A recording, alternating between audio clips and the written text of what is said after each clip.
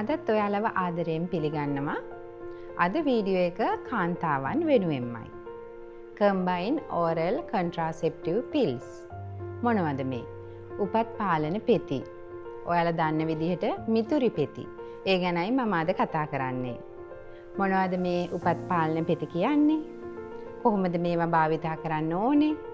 මේ වගේ ඇක්ෂන් එක කොහොමද? ඒ වගේම භාවිතා කරන්න හොඳ නැත්තේ කාටද? පෙති භාවිතා කළ යුතු ආකාරය කොහොමද? අපිට අමතක වුණොත් මොකද කරන්නේ? මේ වගේ අතුරු ආබාධ තියෙනවද? ඒ මොනවද? මේ වගේ කරුණු කාරණා රාශියක් අද මම කතා කරනවා.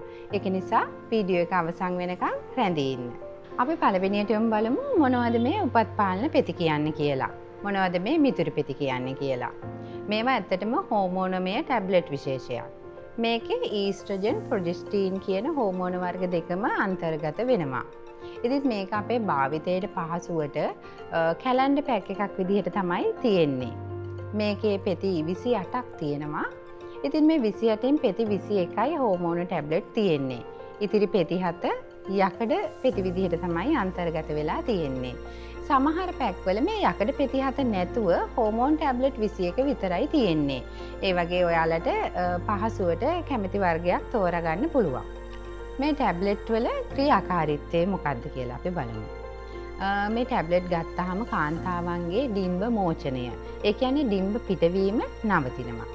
ඒත් එක්කම ශුක්‍රාණු වලට ඇතුළු වීමට අපහසු වෙන පරිදි කාන්තාවන්ගේ ගැබ් ගෙල ආශ්‍රිත ශ්ලේෂ මලයේ ඝනකම් කිරීමක් සිද්ධ කරනවා.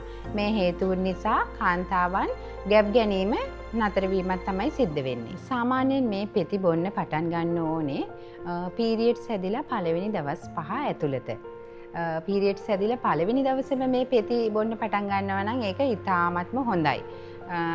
ඔයගොල්ලෝ දවසකට එක පෙත්ත ගානේ බොන්න ඕනේ. වැදගත්ම දේ තමයි හැමදාම පෙත්ත ගානේ බොන්න ඕනේ. අමතක කරන්න එපා. දවසේ ඔයාලට පහසු වෙලාවක් රාත්‍රී වෙලාවක් හරි වෙන් කරගන්න මේ පෙත්ත හැමදාම ඒ වෙලාවට බොන්න පුරුදු වෙන්න. කෑමත් එක්ක බිව්වත් කමක් නැහැ.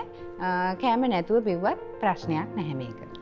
ඉතින් මේ විදිහට අපි දිනපතාම මේ ටැබ්ලට් එක ගානේ බොන්න ඕනේ.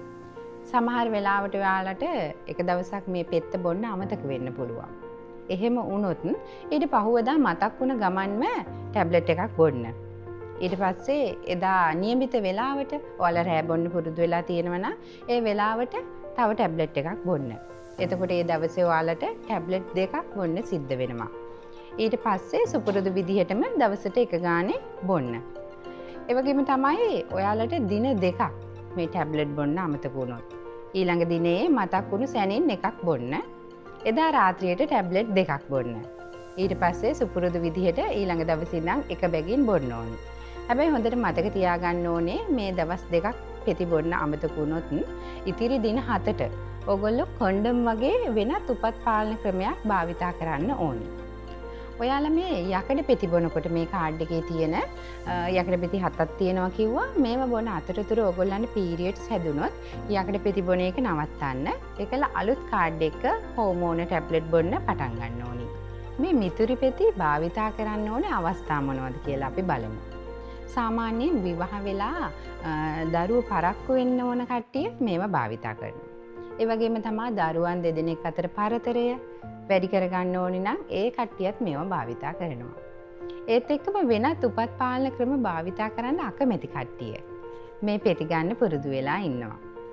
ඒත් එක්කම කියන්න ඕනේ සමහර කාන්තාවන්ගේ මේ ඔසප් චක්‍රේ විවිධ වෙනස්කම් තියෙනවා.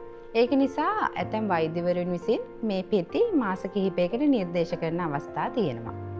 ඒ වගේම කියන්න ඕනේ විශේෂ දෙයක් තමයි ඔබට දරුවෙක් හම්බෙලා ඉන්නවා නම් මේ පෙති ලබා ගන්න ඕනේ දරුවාට මාස 6ක් ගත වුණාට පස්සේ.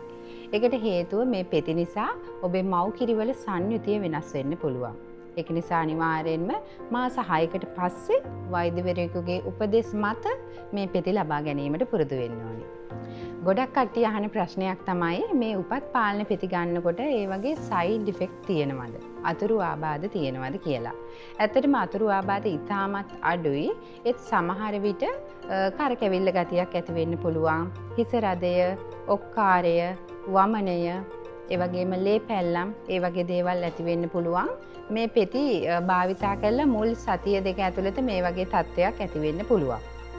ඒත් එක්කම මේ පෙති ගන්නකොට හැමෝටම නෙමේ සමහර කට්ටියට කෑම රුචිය වැඩි වෙනවා. ඒක නිසා දේහබර ටිකක් වැඩි වෙන්නත් පුළුවන්. ඒ වගේම තමා කලාතුරකින් ඔයාලට මේ වගේ ලක්ෂණයක් ඇති වෙන්න පුළුවන්. දැඩි හිසේ කැක්කුමක්. ඒ වගේම පපුවේ වේදනාවක්. හුස්ම ගැනීමේ අපහසුතාවයක්. ඇස් පෙනීමේ දුර්වලතාවයක්. කකුලක් ඉදිමිලා ලොකු වේදනාවක් දැනෙන්න පුළුවන්. මෙන්න මේ වගේ රෝග ලක්ෂණයක් ඇති වුණොත් ඔයාලා හැකි ඉක්මනින් රෝහලකට යන්න. උපත් පාලනය සඳහා මේ හෝමෝන පෙති හැම කාන්තාවකටම නිර්දේශ කරන්නේ නැහැ. විශේෂයෙන්ම සමහර රෝග වලින් පීඩා විඳින කාන්තාවන්ට මේ ඖෂධ නිර්දේශ කරන්නේ නැහැ. උදාහරණයක් විදිහට ඔයාලට පියවර පිළිකාවල ඉතිහාසයක් තියෙනවා නම්, ඒ වගේම අධිරුධිර පීඩනය තියෙනවා නම්, අක්මාව ආශ්‍රිත යම්කිසි රෝගයක් ඔයාලට තියෙනවා නම්, අපස්මාරය වගේ රෝගයකින් පීඩා විඳිනවා නම්, ඒ වගේම අවුරුදු 35ට වැඩි ඉදුම්බන කාන්තාවක් නම් ඔයා මේ ඖෂධය ඔයාලට නිර්දේශ කරන්නේ නැහැ. මෙම උපත් පාලන පෙති විවිධ ඖෂධ සමග ප්‍රතික්‍රියා කරනවා.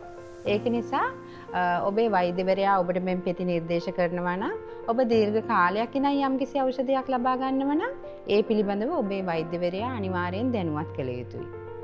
ඒත් එක්කම ඔයාලා යම්කිසි රෝගයකට බෙහෙත් ගන්න වෛද්‍යවරයා හම්බෙන්න ගියොත් ඔයාලා මේ උපත් පාලන පෙතිත් ලබා ගන්නවා කියන එකත් වෛද්‍යවරයාට කියන්න ඕනේ. මේ උපත් පාලන පෙති භාවිතා කිරීමේදී අපේ සමාජයේ වැරදි මත කිහිපයක් තියෙනවා.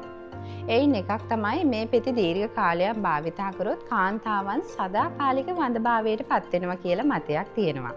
ඒක සම්පූර්ණයෙන්ම වැරදි. බොහෝ කාන්තාවන් මේ පෙති අරගෙන නතර කර ගමන්ම නැවත සරුභාවයට පත් වෙනවා. ඒ වගේම තමයි තවත් මතයක් තියෙනවා මේ පෙති බොන සෑම දෙනාම මහත් වෙනවා කියනවා. දේහබර වැඩි වෙනවා කියනවා. ඒක හැමෝටම බලපාන්නේ නැහැ. ඇතැම් කාන්තාවන් පමණක් මේ පෙති භාවිතා කිරීම නිසා ස්ථූලභාවයට පත් වෙනවා. ඒත් එක්කම සමහරු කියනවා මේ පෙති භාවිතා කරන නිසා ලිංගිකව සම්ප්‍රේෂණය වෙන රෝගවලින් ආරක්ෂා වෙනවා කියලා. ඒකත් සම්පූර්ණයෙන්ම වැරදි විශ්වාසයක්. ලිංගිකව සම්ප්‍රේෂණය වෙන රෝගවලින් ආරක්ෂා වෙන්න නම් ඔබ කොන්ඩම් එකක් භාවිතා කරන්න ඕනි. ඉතින් අද මම කතා කරේ මාසයේ පුරාවටම බොන උපත් පාලන පෙති ගැන. ඔයාලට මේ සම්බන්ධයෙන් මොකක් හරි ගැටලුවක් තියෙනවා නම් කමෙන්ට් කරන්න. මම ඊළඟ වීඩියෝ එකෙන් ශනික උපත් පාලන පෙති ගැන කතා කරනවා. ඉතින් මේ වගේ වටිනා වීඩියෝ රැසක් ඉදිරියට ගෙන එන්න බලාපොරොත්තු වෙනවා. ඔයාලත් මගේ channel එක subscribe කරලා නැත්නම් ඉක්මනින්ම subscribe කරන්න. ඊළඟ වීඩියෝ එකෙන් ආයෙත් හමු වෙමු. ඔයාලා සියලු දෙනාටම නිරෝගී දිවියක්.